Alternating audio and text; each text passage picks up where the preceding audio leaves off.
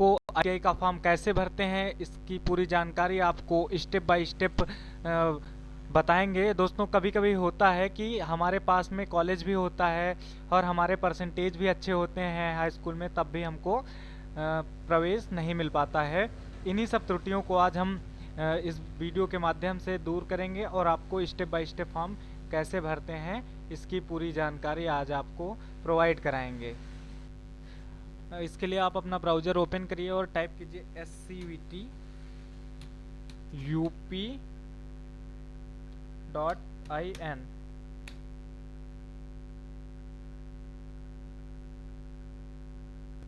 दोस्तों ये official site है राज्य व्यावसायिक प्रशिक्षण परिषद उत्तर प्रदेश की, और 4 अगस्त से 28 अगस्त के बीच में आप आवेदन कर सकते हैं। तो ऑनलाइन आवेदन हेतु लिंक, इस पे हम क्लिक करेंगे, इस लिंक पे।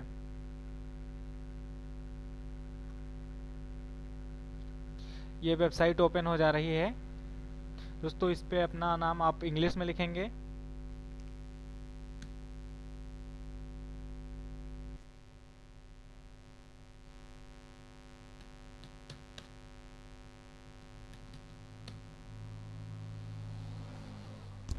इसमें फादर नेम इंग्लिश में,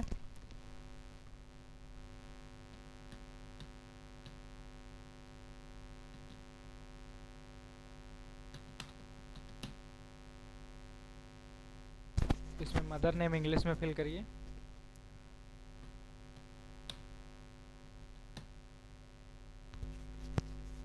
और अब आवेदक का नाम हिंदी में भी आपको भरना पड़ेगा, पिता का भी नाम हिंदी में भरना पड़ेगा और माता का भी नाम आपको हिंदी में फिल करना पड़ेगा। चलिए फिल करिए।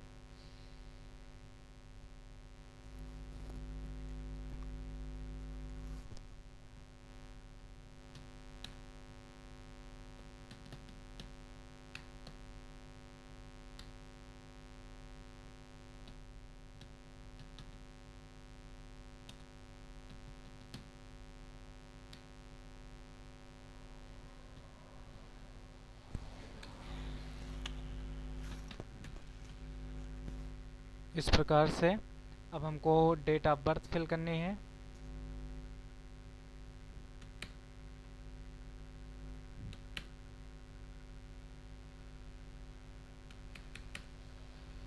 दस 2000। चयन देख लीजिए आप, ओबीसी SC ST जो भी हैं आप सिलेक्ट कर लीजिए। यहाँ पे मोबाइल नंबर फिल करके सेंड OTP पे क्लिक कीजिए। दोस्तों अगर आपको हिंदी में टाइप करने में प्रॉब्लम हो रही है तो ये साइड में जो एक कीबोर्ड वाला चिन्ह दिया हुआ है, आप इस पे क्लिक करके सभी अक्षर से हिंदी में आ जाते हैं, आप इससे भी टाइप कर सकते हैं। यहाँ पे हमने मोबाइल नंबर फिल कर लिया है और सेंड OTP पे क्लिक करेंगे। ये कह रहा ध्यान रहे OTP सत्यापन के पश्चात पंजीकरण हेतु भरी गई जानकारी में किसी प्रकार के संशोधन की अनुमति नहीं होगी, अतः OTP सत्यापन से पूर्व यह सुनिश्चित कर लें कि पंजीकरण हेतु भरी गई जानकारी पूर्ण रूप से सही है। जी हाँ, हमारी जानकारी पूर्ण रूप से सही है, इसलिए हम ओके करते हैं।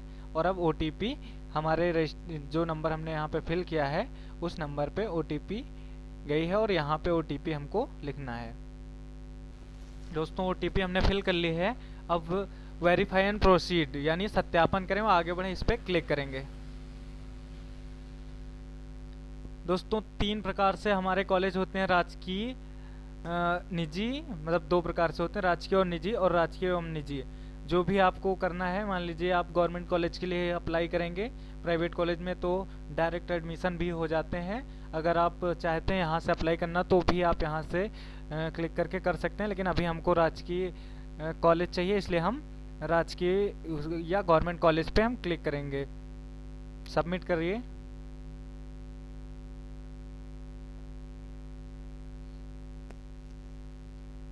देखिए अगर आप ये हमारा पहले का फिल हुआ आ जाता है इतना, जिसमें डार्क कलर का है ये सब।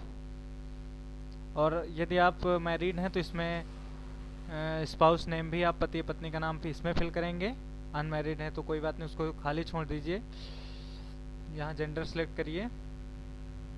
उपवर्ग में देख लीजिए, अगर आप फिजिकली हैंडीकैप्ड हैं, दिव्यांगजन है, तो आप इसको सिलेक्ट कर लीजिएगा।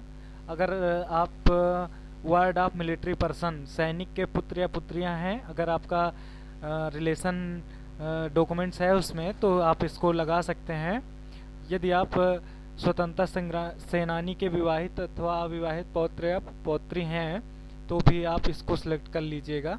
थर्ड नंबर, इससे आपको अलग से वरीयता प्रदान की जाएगी। ये मान लीजिए हमारा इसमें से कोई सन है तो हम इसको खाली छोड़ देंगे। अब इसमें अगर आप कोई सिलेक्ट करते हैं फिजिकली हैंडीकैप्ड वाला, तो 9 नंबर में दिव्यांगता प्रकार में इसको जो भी है जिस प्रकार से उसको फिल करेंगे, अन्यथा आप छोड़ दीजिए। और इसमें देख लीजिए अल्पसंख्यक श्रेणी, अल्पसंख्यक श्रेणी हैं आप, तो आप इसमें से सिलेक्ट कर लेंगे। यदि आप मुस्लिम हैं तो इसको सिलेक्ट करिए, जैन है तो जैन वाला, क्रिश्चियन है तो क्रिश्चियन वाला, और बुद्धिस्ट हैं तो बुद्धिस्ट, पारसी हैं तो पारसी वाला, सिख हैं तो सिख वाला, और कोई नहीं है तो एनए सिलेक्ट कर सकते हैं या इसको खाली छोड़ दीजिए। यहाँ पे आप अपना आधार नंबर सेलेक्ट करेंगे और यहाँ पे मोबाइल नंबर तो पहले से ही रहता है, ईमेल आईडी भी आपको यहाँ फिल करनी पड़ेगी। और मूल निवास स्थान, जी हाँ, आपको इसमें अपना होम स्टेट फिल करना होगा। उसके बाद आपको होम डिस्ट्रिक्ट यहाँ पे सिलेक्ट करना है। जो भी आपका होम डिस्ट्रिक्ट है, सभी जिले की लिस्ट यहाँ पे दी रहेगी। जो भी आपका होम डिस्ट्रिक्ट है उसको आप सिलेक्ट करेंगे। डिस्ट्रिक्ट चुनने के बाद आपको होम तहसील चुनना है, गृह तहसील। जो भी आपकी गृह तहसील है उसको चूज कीजिएगा। सही सही इन चीज़ों को आप चूज कीजिएगा, इन्हीं के अनुसार पे आपको सीटें प्रोवाइड की जाती हैं कॉलेज में। उसके बाद होम ब्लॉक, गृह विकास खंड जो है वो आप चूज करेंगे। यहाँ पे आप अपना परमानेंट एड्रेस डालेंगे जो भी है।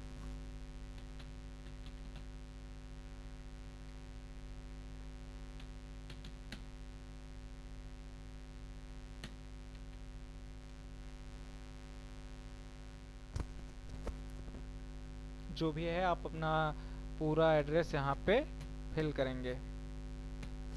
उसके बाद यहाँ पे स्टेट सेलेक्ट करेंगे, उत्तर प्रदेश। जो भी है आपका डिस्ट्रिक्ट यहाँ फिर से सिलेक्ट करेंगे, पिन कोड यहाँ सिलेक्ट करेंगे।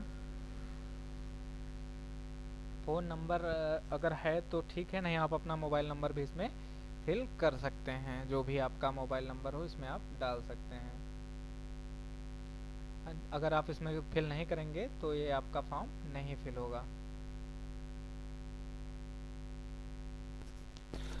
इसको कंप्लीट भरने के बाद सेव एंड नेक्स्ट पे आप क्लिक कीजिएगा। इस प्रकार से, क्या आप सहमत हैं? ओके कीजिएगा। उसके बाद इस प्रकार से सेकंड स्टेप ओपन होके आ जाता है। तो इसमें आप सिलेक्ट करेंगे हाई स्कूल, और आप विज्ञान और गणित विषयों के साथ, अगर साइंस साइड से आप हाई स्कूल किए हैं तो दूसरे ऑप्शन को भी जरूर टिक कीजिएगा, नहीं तो आपके सभी ट्रेड्स शो नहीं करेंगे। दोस्तों, अधिकतर ट्रेड्स जो हैं विज्ञान और गणित विषयों के साथ, जैसे इलेक्ट्रीशियन, इलेक्ट्रिकल से रिलेटेड ट्रेड्स या इलेक्ट्रॉनिक्स रिलेटेड ट्रेड, अगर आप इस पे टिक नहीं करेंगे तो शो नहीं करेंगे। इसलिए आपको ज़रूरी है कि इस पे भी टिक कीजिएगा। उसके बाद यहाँ सेलेक्ट कर लीजिए यूपी बोर्ड, जो भी आपका कॉलेज नेम है।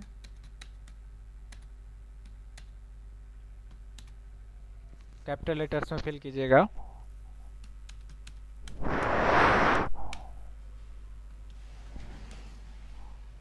यहाँ पे आप अपना रोल नंबर जो भी है वो फिल कर लीजिएगा।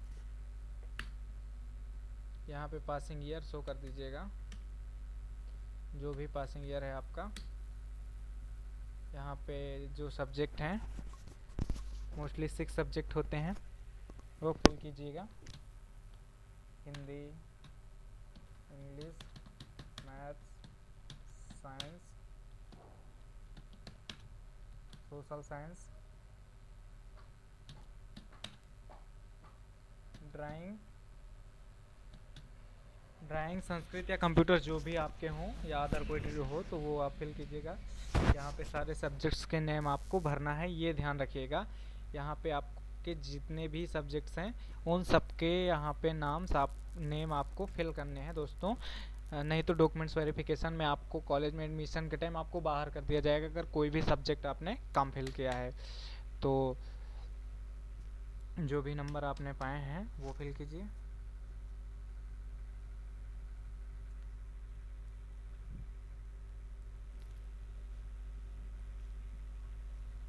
उसके बाद आपको यहाँ से अपनी फ़ोटो और सिग्नेचर अपलोड करनी है।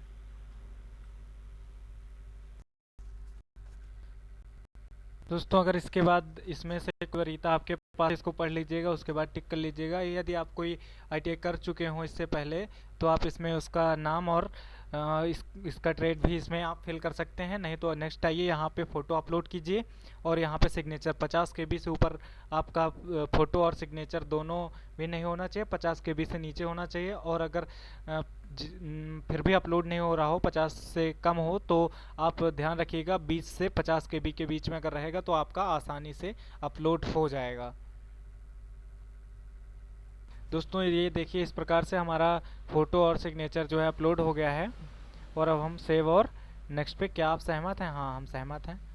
नेक्स्ट कीजिए। और ये देखिए, अब यहाँ पे ध्यान दीजिएगा, ग्रुप ए और ग्रुप बी। तो मोस्टली ग्रुप बी में वेल्डर या वायरमैन इस तरह के ट्रेड्स आते हैं, और ग्रुप ए के जो ट्रेड्स हैं, जो बाकी इलेक्ट्रीशियन हो गया, इलेक्ट्रॉनिक्स मैकेनिक हो गया, इस प्रकार के सभी ट्रेड्स जो हैं, फिटर हो गया है, वो सब ग्रुप ए में आते हैं। तो टॉप रेटेड जो हैं ग्रुप ए वाले ट्रेड्स हैं उसको हम करेंगे। और यहाँ पे ध्यान दीजिएगा, ये हमारे पास स्थानीय आरक्षण जो होता है वो 4 प्रकार से होता है। दोस्तों इन 4 आरक्षण में हमको इनमें से गृह प्रदेश, गृह जनपद, गृह तहसील और गृह विकास खंड के रूप में, गृह प्रदेश पे अगर हम टिक करेंगे तो पूरे प्रदेश के कॉलेज हमको मिल जाएंगे जिसमें हमको एडमिशन चाहिए, चाहे हमारे ज़िले के हों या ना हो, लेकिन हमको इसको नहीं करना है। और हमको गृह जनपद में, अगर आप का गृह विकास खंड या गृह तहसील में राजकीय कॉलेज नहीं है तो आप गृह जनपद कर सकते हैं, और इस तरह से पूरी लिस्ट आ जाएगी। और अगर आपके गृह विकास खंड या गृह तहसील में कॉलेज है तो आप उस पर टिक करेंगे। मान लीजिए गृह विकास खंड में हमारे कॉलेज हैं, तो ये अगर गृह विकास खंड में अगर आपका कॉलेज रहेगा तो सबसे पहले अगर आपका परसेंटेज जो है किसी अन्य के मुकाबले होगा, आप गृह विकास खंड के अंतर्गत बिलोंग करते हैं, अदर कैंडिडेट आपका गृह तहसील के अंतर्गत बिलोंग करेगा। मान लीजिए आपका 70% है, आप गृह विकास खंड से हैं, और अदर कैंडिडेट्स गृह तहसील से है आपके, तो 70% उसका है, तो आप सेम कैटेगरी में हैं, तो आपको पहले वरीयता गृह विकास खंड यानी नज़दीकी होने के कारण आपको पहली वरीयता गृह विकास खंड के तौर पर मिलेगी, फिर गृह तहसील वालों को मिलेगी। इसी प्रकार से गृह तहसील और गृह जनपद में होता है, पहले गृह तहसील वाले को वरीयता दिया जाएगा, फिर गृह जनपद वालों को वरीयता दिया जाएगा। तो आप ज़्यादातर, अगर आपका कम परसेंटेज है या आपका नाम नहीं आ रहा है, तो अगर गृह विकास खंड में आपका होम ब्लॉक में कॉलेज है तो आप उसी को सिलेक्ट करेंगे। इस प्रकार से ये कॉलेज आ गया, यहाँ टिक कीजिए, सिलेक्ट पे क्लिक करेंगे, चुने पे, तो ये इस तरह से सारे ट्रेड्स आ जाते हैं। जो कि सबसे डिमांडिंग में रहता है इलेक्ट्रीशियन, इसको सिलेक्ट कर लीजिए। फिटर की भी काफ़ी मांग रहती है। टर्नर, RAC, ये ट्रेड बहुत ही लोकप्रिय और डिमांडिंग में हो गया है आजकल। RAC और मतलब एयर कंडीशनिंग, जो AC वगैरह होती हैं और फ्रिज वगैरह होती हैं, उनको बनाना इसमें सिखाया जाता है। Technician power electronics, draftman civil, electronics mechanic, और इलेक्ट्रॉनिक्स मैकेनिक फिर सेलेक्ट कर लेंगे इलेक्ट्रॉनिक्स की चीज़ों का। और टेक्नीशियन पावर इलेक्ट्रॉनिक्स, इसमें भी इलेक्ट्रॉनिक्स के हाई वोल्टेज चीज़ें जो होती हैं उनका अध्ययन इसमें किया जाता है। मैकेनिक डीजल इंजन, इसमें आपको बस वगैरह या ऑटोमोबाइल से रिलेटेड जो इंजन्स होते हैं उनके बारे में आपको बताया जाता है। बेस्ट ट्रेड ये भी है मैकेनिक डीजल इंजन, और सबसे बड़ी बात, सिर्फ 1 साल का ट्रेड है, आपका वक्त भी ज़्यादा नहीं जाता है। तो जो ट्रेड आपको सिलेक्ट करना हो कर लीजिए। कोपा, ये देख लीजिए, computer operator and programming assistant, ये ट्रेड भी आपका 1 वर्ष का है। कंप्यूटर से जुड़ी जानकारियाँ इसमें, प्रोग्रामिंग संबंधी जानकारियाँ इसमें आपको सिखाई जाती हैं, इसको भी आप सिलेक्ट कर सकते हैं। दोस्तों बहुत से ट्रेड हैं इसमें नहीं शो कर रहे हैं, क्योंकि आपके कॉलेज में जितने ट्रेड उपलब्ध होंगे सिर्फ उन्हीं कॉलेज की लिस्ट, मतलब उन्हीं ट्रेड्स की लिस्ट, जितने भी ट्रेड्स आपके कॉलेज में मौजूद हैं उन्हीं ट्रेड्स की लिस्ट ही आपको यहाँ पे डिस्प्ले होगी।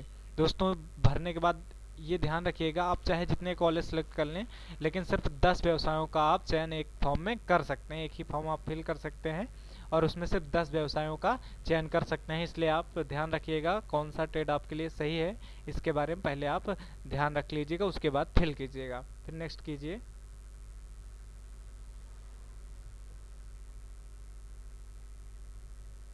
इस प्रकार से ये हमारा जो फॉर्म भरा है इसका प्रीव्यू आ जाता है।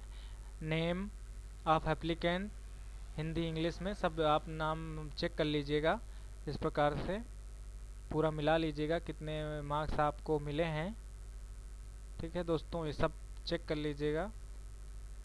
ट्रेड्स सारा कुछ अगर सही रहे तो यहाँ पे टिक करके प्रोसीड फॉर पेमेंट पे क्लिक करेंगे। पहले एक बार पूरा फॉर्म आप अपना देख लेंगे। चलिए प्रोसीड फॉर पेमेंट पे क्लिक करते हैं। ये कह रहा इसके पश्चात कोई परिवर्तन संभव नहीं होगा, क्या आप सहमत हैं? अगर आप यहाँ पे ओके कर देंगे तो कोई भी फॉर्म में एडिट नहीं होगा। इसके अलावा आप अगर कैंसिल कर देते हैं, अगर कोई भी त्रुटि है इसमें, तो आप उसको एडिट कर सकते हैं। तो हमने देख लिया हमारा कोई भी प्रॉब्लम नहीं है इस फॉर्म में, तो ओके कर देते हैं। अब ध्यान दीजिएगा, ये दो प्रकार का पेमेंट गेटवे हमारा बनाया गया है, यूनियन बैंक ऑफ इंडिया और स्टेट बैंक ऑफ इंडिया, चाहे जिस माध्यम से आप पेमेंट कर सकते हैं।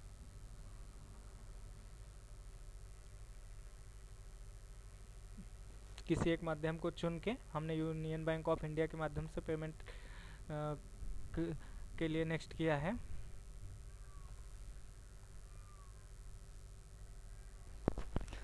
दोस्तों 4 तरीके से हमारा जो पेमेंट होता है, क्रेडिट कार्ड के माध्यम से भी हम कर सकते हैं, डेबिट कार्ड के माध्यम से भी कर सकते हैं, नेट बैंकिंग के माध्यम से भी हम कर सकते हैं। ये सारे बैंक की डिटेल्स हमारे साथ मौजूद है हमारे पास। और आप यूपीआई के माध्यम से भी कर सकते हैं, फ़ोन पे, गूगल पे, भीम ऐप, पेटीएम के माध्यम से भी, जो जिसका भी हम यूपीआई चलाते हैं उसके माध्यम से। यहाँ पे आप वर्चुअल आईडी डालिएगा और यहाँ पे अपना नाम भर लीजिएगा। यहाँ पे मोबाइल नंबर आप भर सकते हैं, ये मैंडेटरी है। ईमेल भी आप फिल कर सकते हैं जिससे आपको ट्रांजैक्शन की रिसिप्ट आपको भेजी जा सकती है। इसको पे करने के बाद आपका जो फॉर्म होगा उसको आप प्रिंट कर लीजिएगा।